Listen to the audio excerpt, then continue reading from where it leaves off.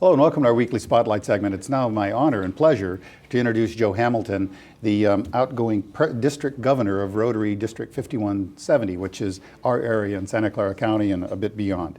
And with that, Joe, thank you for being with us today. It's my pleasure. Thank you for having me, Dan. Oh, you're welcome. And as a Rotarian, I can't thank you enough for the commitment that you've made as District Governor to have us all have just a phenomenal year this year. And I have a number of questions for you about your year and things that touched you and moved you as a district governor. But before I do, I thought every year I interview the outgoing district governor, and each year I ask, so how long have you been a Rotarian, and what was it that gave you the thought to join Rotary? It's actually an interesting question. I've been in Rotary for 20 years. This will be my 20th year. I joined because when I came into a school district that I was going to be assistant superintendent for, my superintendent said, you have to join Rotary because that's the way you get to know the community. So I did. I joined Rotary. It worked out very well for me. Because of that connection, I ended up being the superintendent of that school district, and it opened up a whole new avenue for my life. Wow. You know, I've often said to my wife and to friends that if I were to move to a different area where I knew no one, I would join a service club, and of course Rotary would be my first choice. It really works out well that way. Plus, not only do you get to know the community, but you get to know the world much better. Well said. I mean, if you have no experience in Rotary, boy, it really does open up your eyes to it. And I think in the course of our segment, I think people that know very little about Rotary will certainly see that. I have to ask though, you know, so 20 years ago, you were a bright-eyed new red badge Rotarian, getting your feet wet and learning about the whole system and learning about the area that in which you joined Rotary. I mean, I have to ask, did you imagine yourself sitting now as an outgoing district governor? Never imagined that I would want to be or would be governor of a Rotary district. I became a superintendent, and so there are actually many similarities between that job and this job. The difference is when you're a superintendent, they pay you to do it. When you become governor of a Rotary district, you still have to pay for that pleasure. Yes, well, Rotary is all volunteer, that is for sure. There's no question. But so this is a nice segue just to get into your time as a Rotary governor and things. And so maybe just give our viewers some insight on what it is like to be a district governor.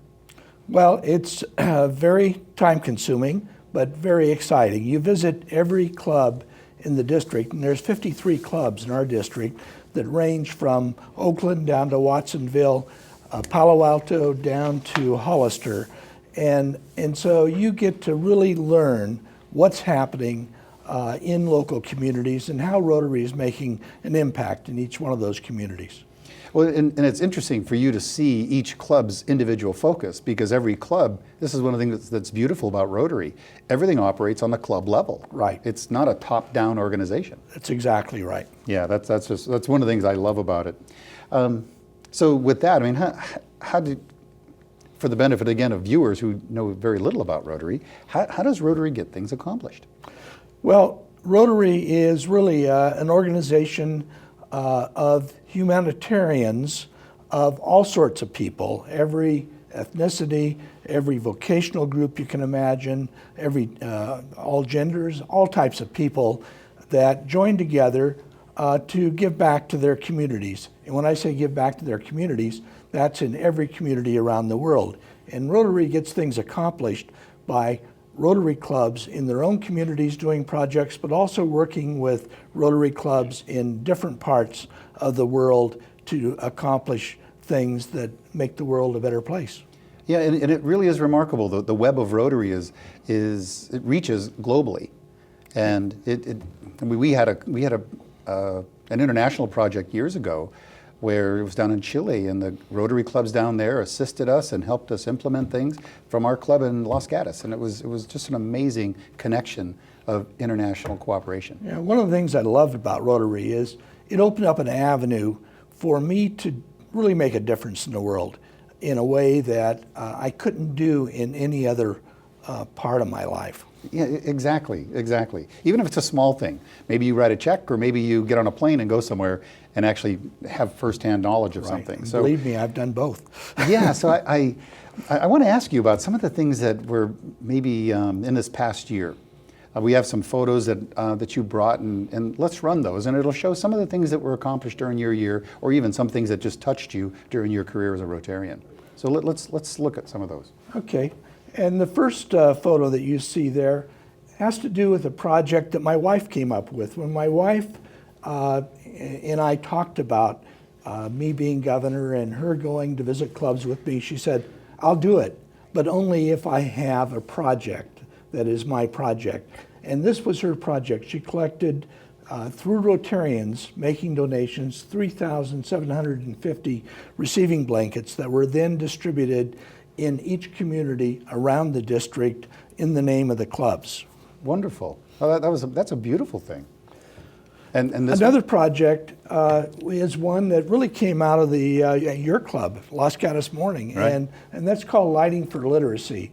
And Doug McNeil, who's a Rotarian in Extraordinaire. in the Los Gatos Morning Club, Right. yeah, he is a rocket scientist, and he came up with this idea together with some other folks of getting kids involved in making solar panels. You know, they saw a need for developing solar panels because most of the world is off the grid. We enjoy lights and power as a normal part of our life, but most of the world doesn't have that. And so they thought that they could develop solar panels and then install those in places in different parts of the world. Well, the beauty of their project is they involved young people, middle school age kids. Locally, yes.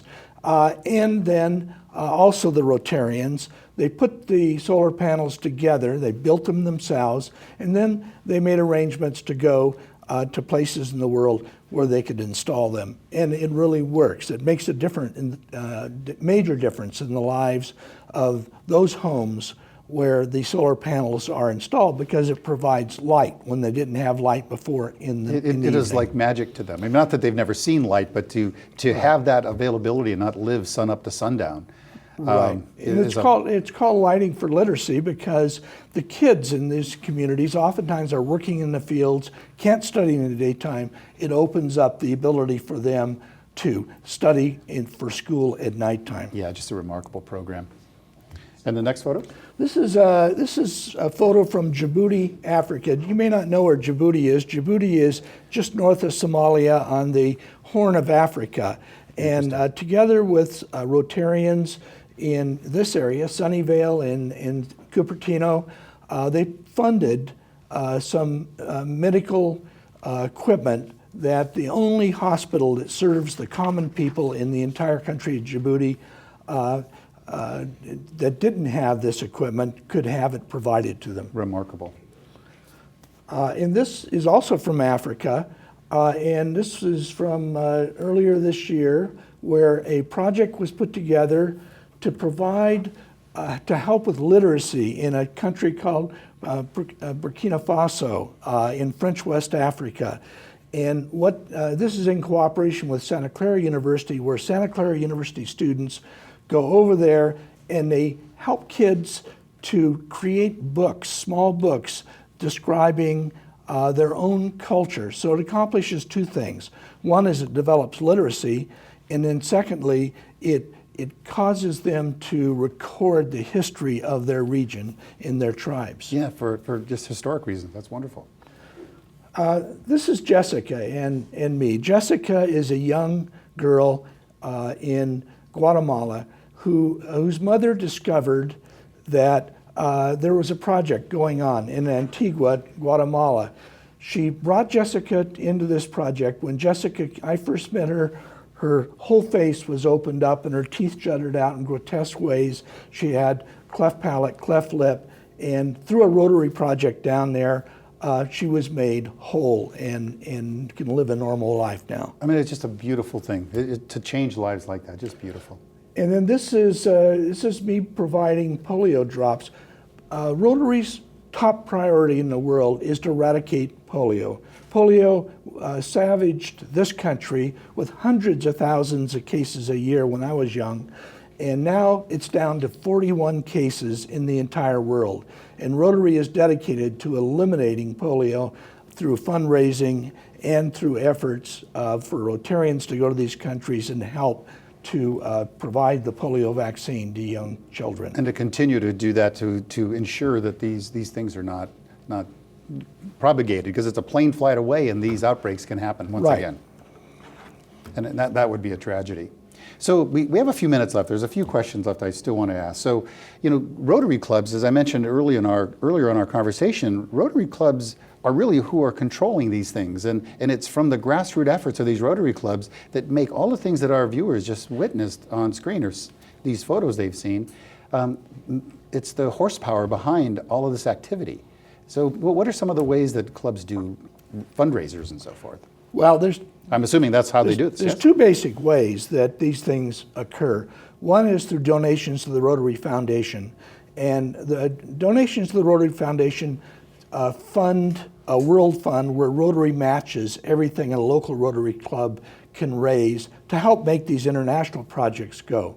But otherwise, in terms of community projects that are going on in every local community in our district, in those cases, they have fundraising events, like your club has what's called Plein Air. Yeah, at the end of this month in June. Right, which is an art show in the open air in Los Gatos. Right. But there are dinners, galas, there are chili cook-offs, there's every kind of event you can imagine to help raise funds so that local clubs will have enough to both do things in their own community and to match money for these international projects. Of course, and to say again, what is nice about the Rotary organization is, if a club can create any fundraiser they want. They can do a chili cook-off if they get juiced up and think, well, let's do that. Or they could do any number of things. They could do a lobster feed like we do you guys in the do. fall. I mean, it really is part of the catalyst that makes Rotary fun. And Rotary is a fun organization. It's also a way to give back to the world, make a difference. Exactly. I joined Rotary to give back, and I found just a wealth of wonderful people that became very close friends of mine, and I still have them. And I'll tell you, I can lean on them for any number of things as well as they can do with me. So I'm so happy, and to you, thank you again for your commitment to serve this past year, and much success to you as your Rotary year ends and the future for you to go. Well, So thank you so for much. having me. It was a pleasure, sir. All right, well, I hope you enjoyed this segment. I hope you enjoyed this show, and on behalf of all of my guests, do something for someone that they're not expecting, and really don't expect anything in return. You'll get it anyway. You'll feel blessed that you've done something so special. And to my earlier conversation about Rotary, is today the day you want to join a club? Whether it's Rotary or some service club, it will change you. It'll touch your life and it will change you.